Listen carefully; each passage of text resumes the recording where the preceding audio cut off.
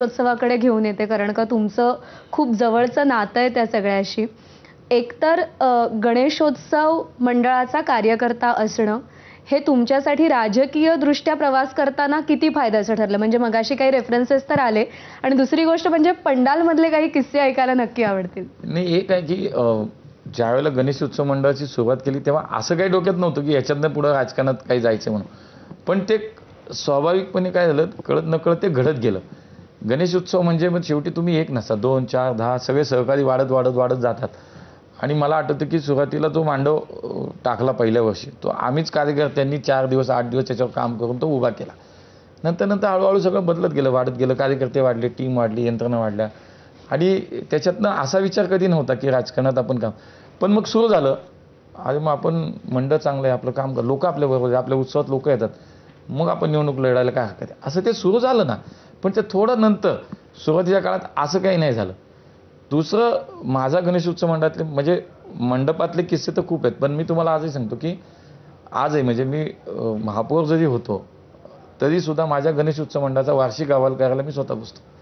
मी रात्र 2-2 रात्र ते सगळं डिझाईन कसं झालं पाहिजे, त्यात कार्यकारिणी कशी झाली पाहिजे, त्याच्यात मग कोणाची नावं आली पाहिजेत, आपला मागच्या वेळेचा देखावा याच्यात त्याचा फोटो आला पाहिजे, मागच्या वेळेचा शिवजयंतीचा फोटो कसा आला पाहिजे. म्हणजे जे पहिल्या वर्षी करत होतो, मला आठवतं आहे, तेच मी यावर्षीसुद्धा गणेश उत्सव मंडळाचा कार्यकर्ता म्हणून मी 10 दिवस रात्री उशिरापर्यंत, आम्ही पहाटे उजेडेपर्यंत मांडवत असतो. आणि सकाळी 7-8 वाजता घरी जातो आणि दुपारी परत 4-5 वाजता मांडवात येतो. ही 10 दिवसाची आमची सवय कधीही मोडणार नाही. मला वाटतं की मी मंत्री जरी झालो तरी मी हे काही कधी सुटणार नाही, मलाही सोडायचं नाही. बलवान असल्याचा वर्गणी मागताना फायदा झाला. शेवटी वर्गणी तर मागितलीच पाहिजे, वर्गणीशिवाय उत्सव होतच नाही. तेव्हा काही काही किस्से असे आहेत की एकतर सगळ्यात जोर असतो मग दुकानदार, व्यापारी, कारण तोच पैसे देऊ शकतो. ज्या भागात जायचं, आता सोसायटी भागात बऱ्यापैकी आमचं सगळं मंडळाने सोसायटीत बेल वाजवल्यात. मी स्वतः पायऱ्यावर खाली चढल्यात, खूप बेले वाजवलेले. बेल खूप, तेच सांगतो, तेच सांगायचं की ते किती कार्यकर्ता बघा किती मान असतो, सगळं पचवतो.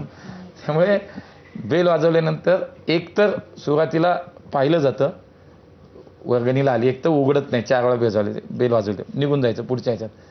दुसऱ्याचा दरवाजा थोडा उघडतात, काय वर्गणी. आमच्या सोसायटीत गणपती बसतो, धाड निघून जायचं. पुढचं गेलं एखादं किस्से आहेत, ही वर्गणी घ्या, किती, ₹1.25, ही घ्या ₹11. इथपासनं सगळे किस्से झालेले आहेत. भांडणही दुकानदार व्यापाऱ्यांशी जातात, पोलीस चौकी झालेली आहे, सगळं झालेलं आहे. त्यामुळं एक परिपूर्ण गणेश उत्सव मंडळाचा कार्यकर्ता म्हणजे गणेश उत्सव या विद्यापीठातून तयार झालेला कार्यकर्ता आहे. तुम्ही कुस्ती खेळता, तुम्हाला क्रिकेटची आवड आहे, तुम्ही राजकारणात आहात, पण सिनेमाशी सुद्धा तुमचं खूप जवळचं नातं आहे. तुम यहाँ आए नहीं हो, तुम्हें यहाँ लाया गया है, तुमचा फेवरेट डायलॉग आहे. काय कनेक्शन आहे हे सगळं? ते खरं तर त्यांच्या ऑफिसच्या बाहेर लिहिलेलं आहे, ते जास्त